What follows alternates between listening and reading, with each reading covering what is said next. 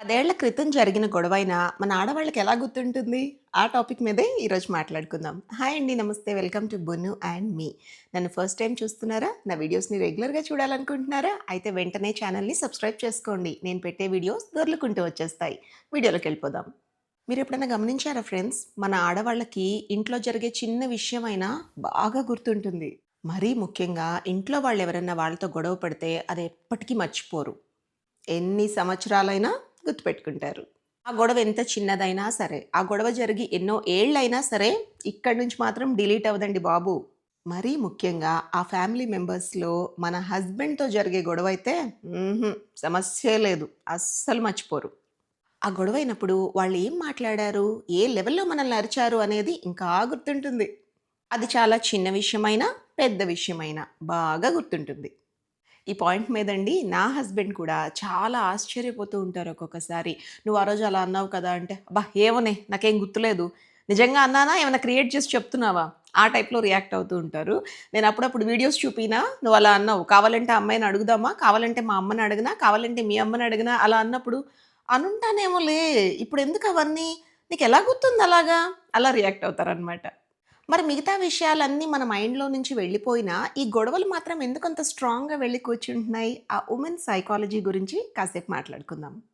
ఏవండి మనలో మనమాట సహజంగానే ఈ స్టేట్మెంట్ ఆడవాళ్ళకి మాత్రమే ఎవరన్నా మెయిల్స్ చూస్తుంటే ప్లీజ్ అన్నయ్యలు ఏమనుకోకండి. సహజంగానే అండి మన ఆడవాళ్ళకి మెమరీ పవర్ చాలా ఎక్కువుంటుంది మగవాళ్ళతో పోలిస్తే. వాస్తవానికండి మన ఆడవాళ్ళు జరిగిన గొడవ కాదు. ఆ జరిగిన గొడవ వల్ల మన మీద ఎంత ఇంపాక్ట్ పడింది అనే దాన్ని ఎక్కువ గుర్తుపెట్టుకుంటారనమాట.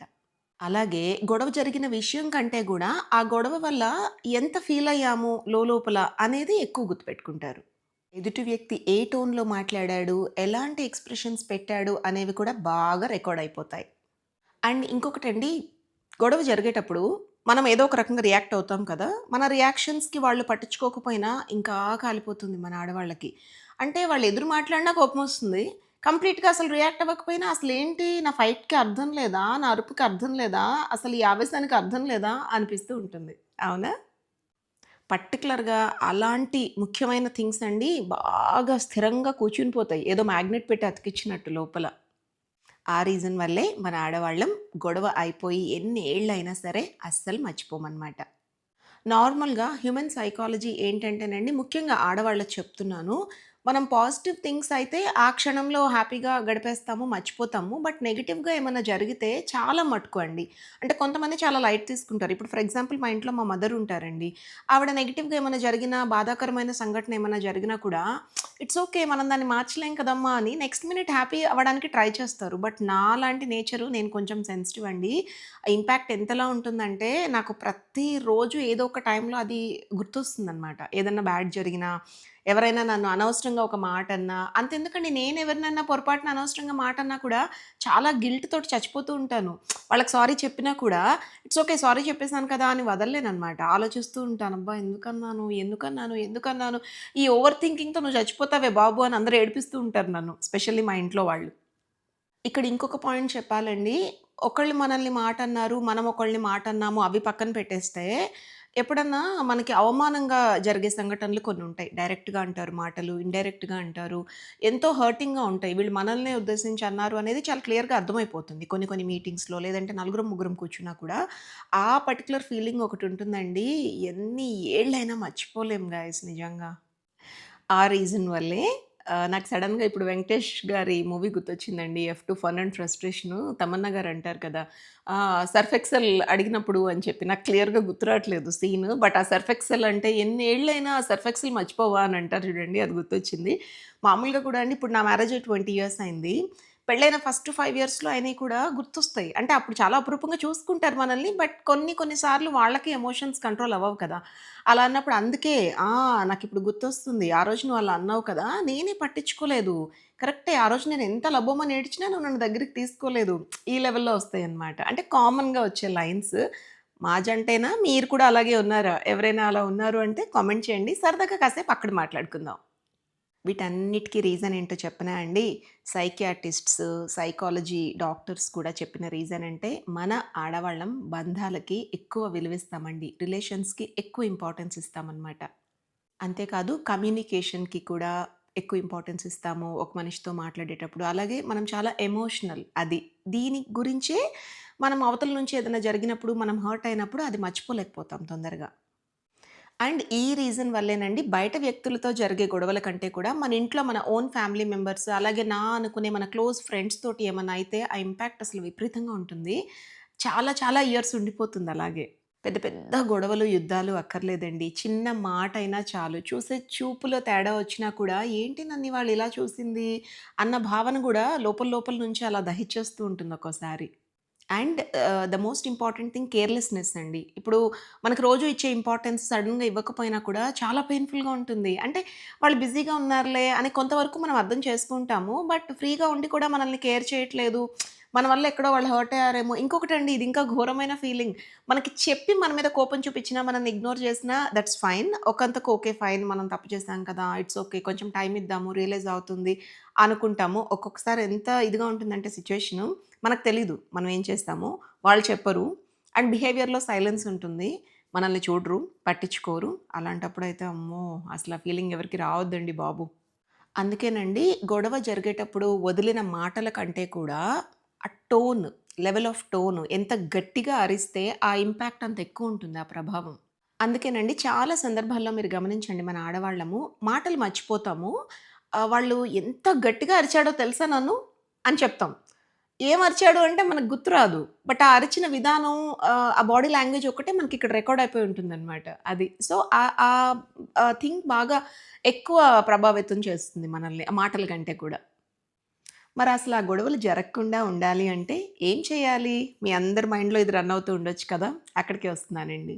ఏ రిలేషన్‌లో అయినా భార్యాభర్తలే కాదండి. ఇప్పుడు నాకు టీనేజ్ పిల్లలు. వాళ్ళతో కూడా నేను చాలా ఫ్రెండ్లీగా ఉంటాను. చాలా ప్రాణంగా ప్రేమిస్తాను వాళ్ళని. అయినా కూడా వారానికొకసారి ఎక్కడో చిన్న చూపు చూస్తారు. ఎక్కడో రెస్పెక్ట్ తగ్గించి మాట్లాడతారు. బాధనిపిస్తుంది.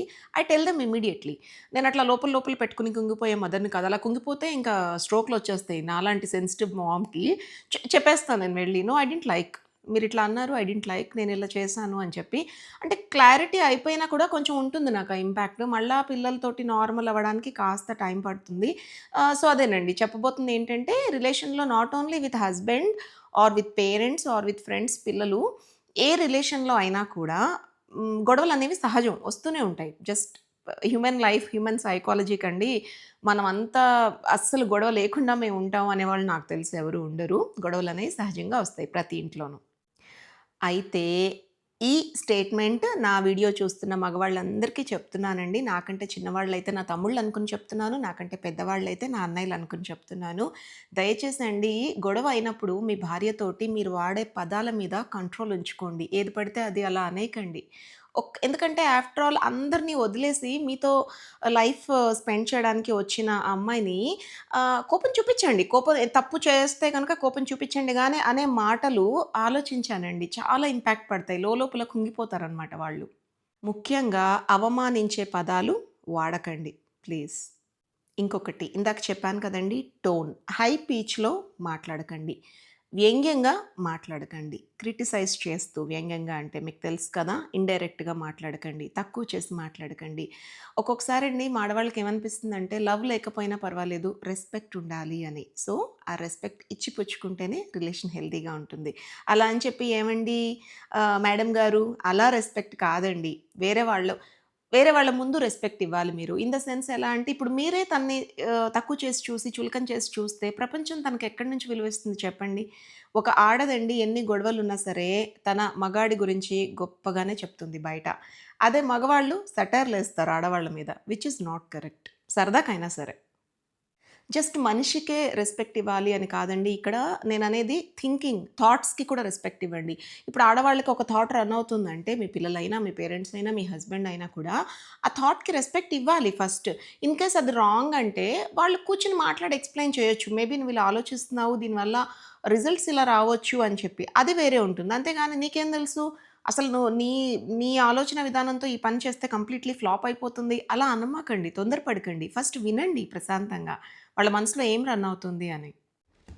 నేను చెప్పిన ఆ లాస్ట్ 3 పాయింట్స్ కనుక మీరు ఫాలో అయితే గొడవలు 99% తగ్గుముఖం పడతాయండి. అంటే కంప్లీట్ గొడవలు లేని ఫ్యామిలీ కూడా ఉండదు ఖచ్చితంగా ఇందాక చెప్పినట్టు. చిన్న చితకా గొడవలు క్యూట్‌గానే ఉంటాయి. అలా గొడవలు దూరం జరిగినప్పుడే మళ్ళీ దగ్గరవుతూ ఉంటాము. అది సహజం. కానీ మనసు మీద ఇంపాక్ట్ పడేంత పెద్ద పెద్ద గొడవలు దయచేసి పడకండి. జస్ట్ ఎందుకో వుమెన్ సైకాలజీ గురించి ఈ మధ్య నేను చూసిన సరౌండింగ్స్ అండ్ హ్మ్, చుట్టుపక్కల ఇళ్లలో గానీ, ఫ్రెండ్స్ లొకేషన్స్‌లో గానీ ఎందుకో ఊరికే సరదాగా కాసేపు మాట్లాడాలనిపించిందండి.